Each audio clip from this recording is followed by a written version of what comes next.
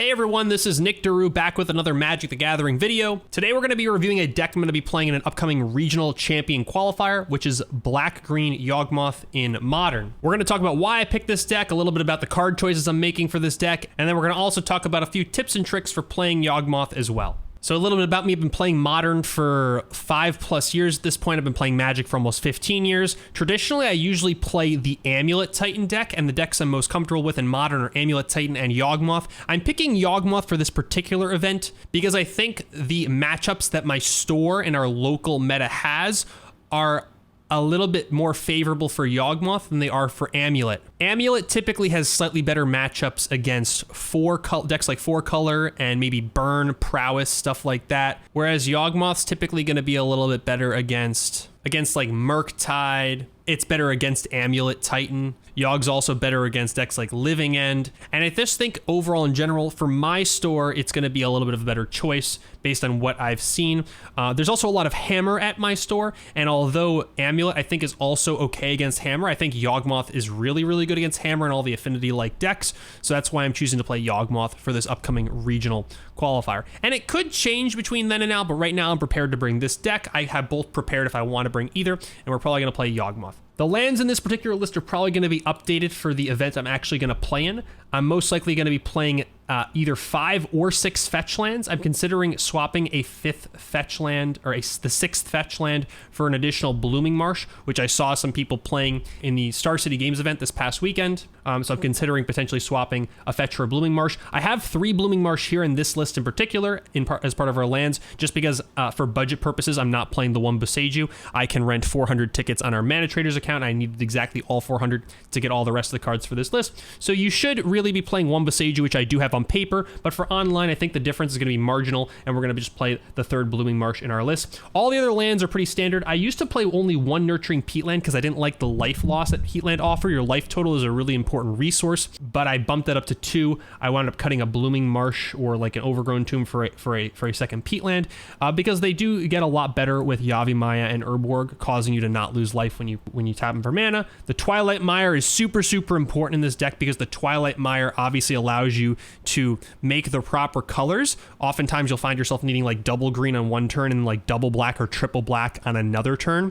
So it's really important to have that extra color fixing in your deck. Dryad Arbor is insanely important. We'll talk more about this card in a second, but the lands I think are pretty much straightforward. The only recommendation I would make if you're playing this deck on paper is either take out a fetch or a Blooming Marsh for a copy of Boseiju. Everything else we're playing is pretty much stock. We're playing the full 8 Mana Dorks, the Nobles and the Birds of Paradise. Some people like to play other Mana Dorks that are just, I think, kind of worse. I've tried playing a lot of other things in these slots, but these are the best 8. That's why most people play them. We have the 9 creatures with Undying, the 4 Strangleroot, the 4 Young Wolf, and the Geralf's Messenger. We have the 4 Wall of Roots, which are amazing. Love this card. Zolaport Cutthroat, I'm personally playing over Blood Artist because of Leyline of the Void considerations. Leyline of the Void is very uncommon right now in the meta, but it is something that can shut out your deck if you're not careful. There's also the Transmogrify deck that can transmogrify into sometimes like a one of Serra's Emissary, and some other ways that you can get hexproof in Modern. So I'm just playing around that, and I feel like the additional points you get against decks like Burn might not make up for the fact that you're going to potentially be sometimes shut out by Leyline. Most people are playing Blood Artist here. I would suggest you play whatever you're most comfortable with. I think 4 Grist has been amazing for me. Some people play 3 Grist. I really have been liking 4 Grist. It makes all the control matchups a lot better. Any of the matchups where you need more threats in the deck, it makes them a lot better. I've been really liking the 4 Grist. We obviously have 4 Yawgmoth. We have 1 Endurance, which is amazing, especially when you accidentally mill like a key card with Grist, or if someone kills enough of your threats. The 1 Endurance in the main board has been really, really good for me. It also opens up a sideboard slot card for you. And then we're playing the 8 Tutor Spells. The 8 Tutor Spells are obviously oftentimes 8 additional copies of Yawgmoth, additional copies of the Undying creature, a copy of Grist. Oftentimes it's a copy of Zolaport Cutthroat, and it can even sometimes be like a Mana Dork or something. And Courting for Dryad Arbor is also a very common line as well. So Court is very flexible and always gets you a lot of different things in different games. Occasionally you'll get Grist or something like from the sideboard, like Magus of the Moon. Before I go into the exact sideboard, let's just talk about what this deck does in case you don't know. The Yawgmoth deck plays off the strengths of the main card Yawgmoth Thram position, the primary ability being you pay a life, you sacrifice a creature, you put a -1/-1 counter on up to 1 target creature, and then you draw a card. The reason there's so much synergy in this deck is because it plays creatures with Undying. When creatures with Undying die, they respawn with a +1/+1 counter. They go to the graveyard, your ability triggers, they come back with a counter. So what you can do is you can sacrifice the Undying creature with Yawgmoth, put a counter on an opponent's creature, a -1 counter, and then the Undying creature returns.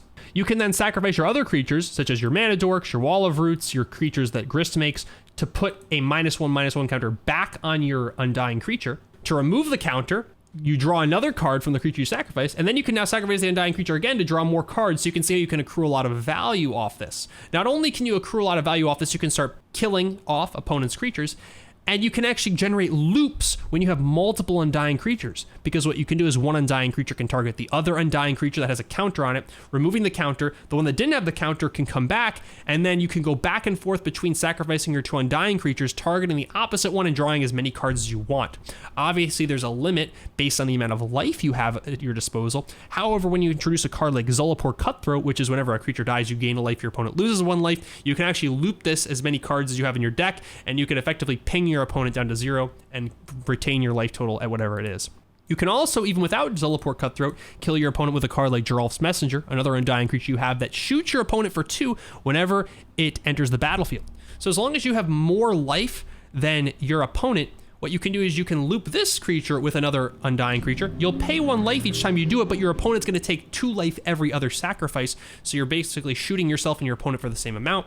Thus, you can kill them if you have more life than your opponent.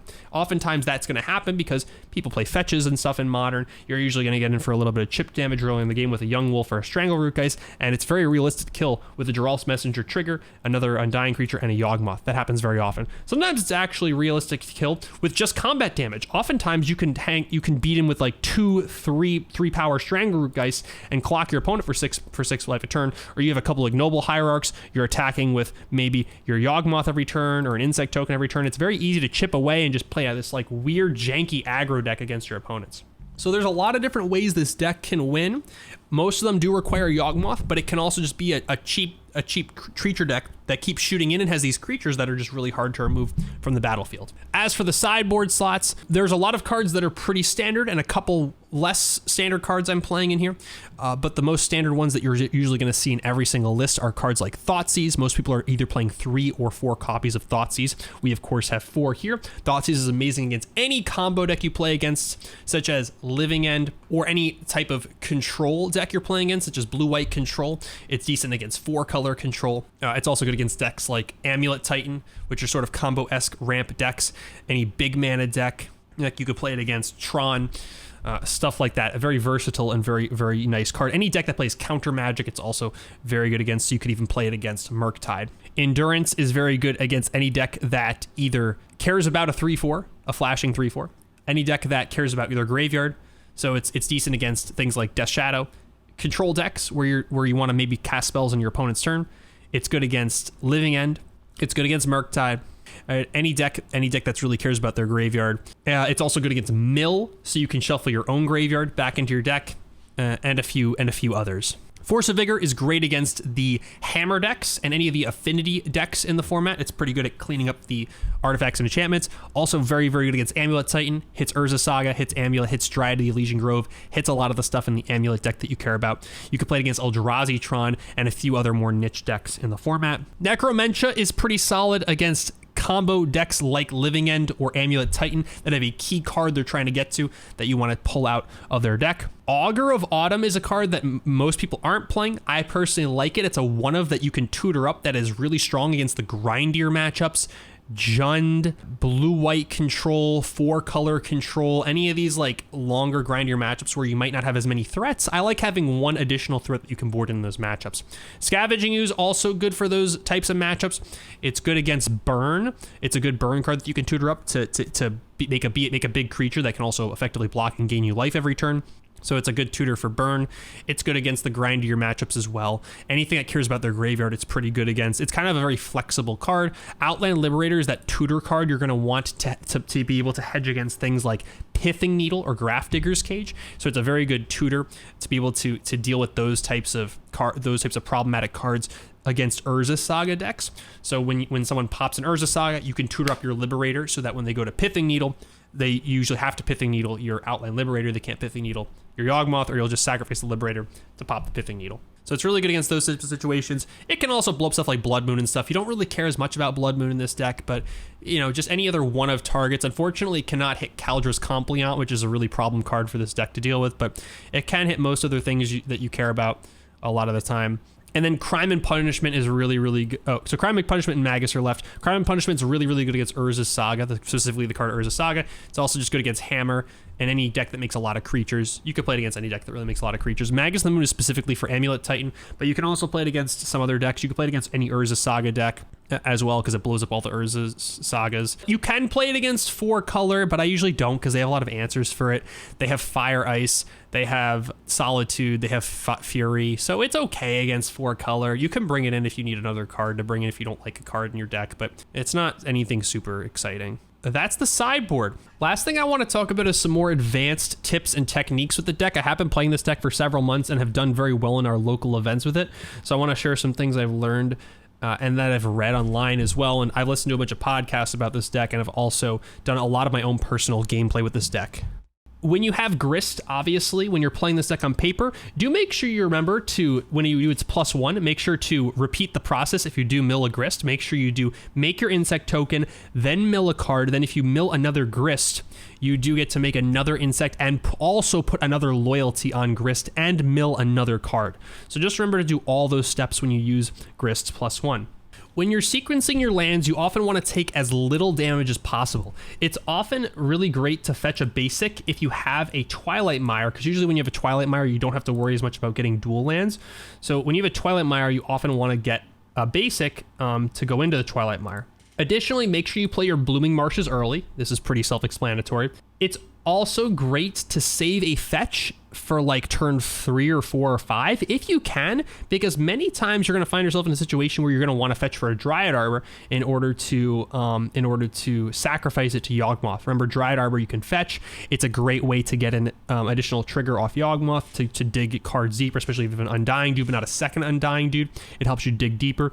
So always keep in mind that it's nice to have a fetch land available in case you want to fetch for Dryad Arbor, so that you can potentially sacrifice it to Yawgmoth's ability. You can also Chord for Dryad Arbor, which is a very common turn 2 play. If turn 2 you don't really have anything exciting to do, maybe your hand is like a couple Young Wolves, a couple lands, a Yawgmoth, and a Chord, or something like that. Or maybe you have an Eldritch Evolution. Maybe it's like a couple Young Wolves, an Eldritch, a Dude, a Yawg, and like a Chord. You oftentimes will do something like turn 1 land Mana Dork, and then maybe you have a Mana Dork, turn 1 land Mana Dork, and then you will play turn 2 Chord for 0 to get a Dryad Arbor, which ramps you again. And then turn 3 you go like Young Wolf, Eldritch Evolution, and then turn 4 you can play Yawgmoth. So just keep that in mind too. Chording for Dryad Arbor is also very important. And also, I would not recommend boarding out Dryad Arbor in any matchup. Even the Wrenn and 6 matchups where Dryad Arbor is at its worst, Dryad Arbor is also really good, always really good, and it does act as your 21st land. It's important to have enough mana source in the deck. I would personally never cut Dryad Arbor. I don't think I ever cut it when I board. If you were to cut it, I would say the only matchup you should consider cutting it is in the Wrenn and 6 matchup, but usually it's pretty good almost everywhere. The Mana Dorks are going to be one of the most common things you're going to cut when you're sideboarding, so it's okay to cut 2 of these. Usually the Birds are the worst Mana Dork because the Exalted from Ignoble Hierarch is surprisingly relevant, so I would usually always cut the Birds unless Flying is somewhat relevant for something like Murktide to block a Murktide, but that's typically not what you want to be doing in the Murktide matchup anyways, so I usually always board out the Birds instead of the Ignoble Hierarchs. Wall of Roots, remember, you can activate it during the turn you play it. It does not have Summoning Sickness. You can also activate it during your opponent's turn, which is going to be really relevant when you're trying to Chord. Remember, it's super important that Yawgmoth actually has 2 other extremely relevant abilities. The pay 1 life to sacrifice a creature is the most common one you're using, but discarding a card to proliferate is extremely important and can be used in very corner case scenarios for a lot of higher level plays. Specifically, you can do things such as proliferating the +1/+1 counters on your own creatures, on your own Undying creatures, to deal additional damage, to set up for an additional damage turn on the following turn to hit in for lethal on your opponent in situations where you can't combo off. Maybe you have a couple creatures that have counters on them, and you just want to beat in for the kill.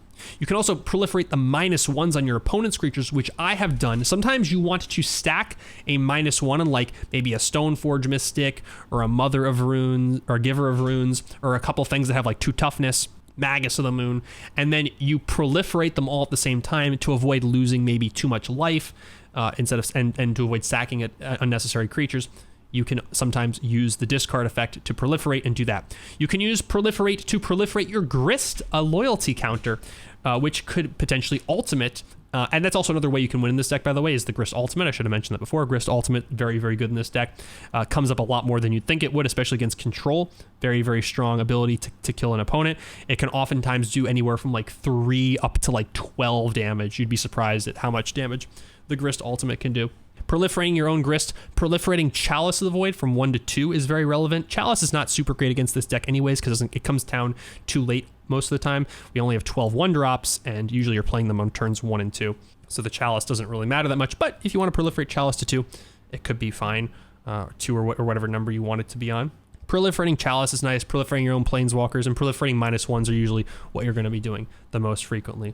And then the protection from humans, remember, your commander does have protection from Esper Sentinel, which is the most common thing I usually find the interaction. It also has protection against Monastery Swiftspear. Those are the 2 of the most popular cards it does have protection against, so just keep that in mind. Against Prowess, Burn, Hammer Time, you have protection against a lot of those creatures that opponents are playing. It also has protection against things like Azusa. So like Azusa Lost But Seeking cannot block your Yawgmoth against things like Amulet Titan. So just keep that in mind. Tireless Tracker. A lot of creatures actually have the human subtype, so it does just randomly have protection from all these creatures, which is kind of cool. And everything from the humans deck, obviously, it has protection from. So even if your opponent has a 9/9 Champion of the Parish, Yawgmoth can just block it and just be cool and cozy. Endurance, sometimes you can play as an instant speed Simian Spirit Guide that also redraws you a card, which is pretty cool. Oftentimes I'll find that I'll have like a Yawgmoth and maybe 2 Undying creatures, and I'm like looking for, or maybe like a land or a mana dork up, and I need to cord for 2 to get out Zulapor Cutthroat, and you don't have enough mana to cord. But if you draw into one of your copies of Endurance, what you can do is you can cast the Endurance, pitching a green card from your hand. With the sacrifice trigger on the stack, you can pay your 5 to cast cord to get Zulaport using the Endurance, and then you can also sack the Endurance to put a -1 on something and draw a card, which is kind of cool. Endurance is actually sometimes just like a Simian Spirit Guide for your cord, which is kind of funny. You could also, even if you don't need it for the mana, you could just pitch it with something, target whoever's graveyard you want if you need to, and then you can just sacrifice it instantly to draw a card. And oftentimes it represents 2 cards if you have an Undying creature. So just think about Endurance can sometimes just pitch to be a divination, right? You can just get a free divination out of your Endurance because it's gonna draw you 2. You're gonna use 2 cards, but it's gonna draw 2 cards. So just keep in mind that Endurance is a free way to draw extra cards in some scenarios. Before you ever cord, make sure you play out all your 1-drops, because your 1-drops are free, because the 1-drops can be tapped for mana. So even if you have like Mana Dorks with Summoning Sickness, play them before you cord for anything, because it can be used to cast the cord. Augur of Autumn also enables a lot of really cool tricks you can do, because Augur lets you play with the top of your deck, and you can manipulate the top of your deck a lot with things like Grist, the Hunger Tide, your fetch lands, Nurturing Peatland, Yawgmoth draws, tutor effects like Cord in Eldritch Evolution. So really make sure that you take advantage of all the ways you can manipulate the top of your deck when you're playing with a card like Augur of Autumn. Before you fetch anything, before you tutor for anything, before you draw with Yawgmoth, always look at the top card of your deck and see if you want to play it before you search for anything. Augur is also really cool. You usually want to get it when you don't have a lot of a big board state. So keep in mind that you do need 3 creatures with different power to make it maximally effective. So if you have like a Mana Dork and a Yawgmoth, and you have like maybe an Eldritch Evolution, and that's kind of like all the resources you have available to you. Let's say you have like a couple Mana Dorks, a Yawgmoth, and a cord. Sometimes you don't even want to cord for a Yawg, or sometimes you can't cord for Yawg because you don't have enough mana, and it's actually better to cord for an Augur, because in that case you'll have a 1/1 and some 0/1s. Augur can actually start getting cards for you, and it will dig you towards Yawgmoth, and will start building a board state for you. Because Augur actually hits all except for 8 cards in your deck pre-sideboard. The only cards the Augur cannot get for you if you have Coven enabled are Eldritch Evolution and Court of Calling, which you can shuffle away. It also can't get you duplicate lands. Once you play your first land for the turn, you can't get additional lands, but Augur is so strong in this deck. Augur can even play Grist off the top of your deck, because Grist is a creature when it's in your deck, which is insane. Remember, you can get Grist with Augur. You can also get Grist with Eldritch Evolution. You can also get Grist with Court of Calling. You can also get Endurance with Eldritch Evolution and Court of Calling. Endurance off of Court is really, really strong. Remember that Yawgmoth and Urborg can help your Nurturing Peatland tap without shooting you for damage. It can also help your fetch lands tap without shooting for without paying to fetch, which is super relevant, because if you have a Yawgmoth and a fetch land, if you can afford not to fetch, do not fetch, because oftentimes you'll want to save your fetch land to fetch up a Dryad Arbor that you can later sack to your Yawgmoth. So keep that in mind as well. Crime and Punishment can pop Urza's Sagas, as we've mentioned. It can hit things with 0, so it does hit Urza's Saga. You can also play it for 1, 2, 3, whatever you want to. Magus of the Moon is very good against Amulet. I don't really have too much else to say. Those are some of the core things. Oftentimes, what's going to define your skill in this deck is not the games when you have the combo. Your skill and your eventual improvement with this type of deck is going to happen when you don't have the combo, and how well you can perform when you do like these mini loops with Yawg to try and grind for a little bit of advantage, maybe chip in with a little bit of damage and squeak through with just enough damage to win. Those are the types of games that are going to define how you're going to get better with this deck, and the better you get at those types of games, the better you're going to get with this deck. Because at the end of the day, anyone can Goldfish a hand and can do the combo kill by turn 4. But you won't always have games that wind up like that, and it's the games that don't wind up like that that are going to determine how good you're actually going to be able to get with this deck. Play the deck, do a lot of repetitions. It's very similar to Amulet in that way. You know, the best Amulet players aren't ones who know how to do the combo kill. The best Amulet players are who know how to get out of certain situations in weird positions where you need to know exactly what lands to tutor for and exactly what lines to go for. Very similar in Yawgmoth. That's exactly why I like this deck, even though I'm traditionally an Amulet player. I wish you guys the best with Yawgmoth. I'm going to play a league here on Twitch. If you like this video, consider subscribing to us on YouTube. Maybe follow us on Twitch, where we're going to be playing some more Yawgmoth in the upcoming weeks in preparation for this tournament. And hopefully this video comes out within the next few days so we can get it up and running. Thank you so much, and I'll see you next time. Peace.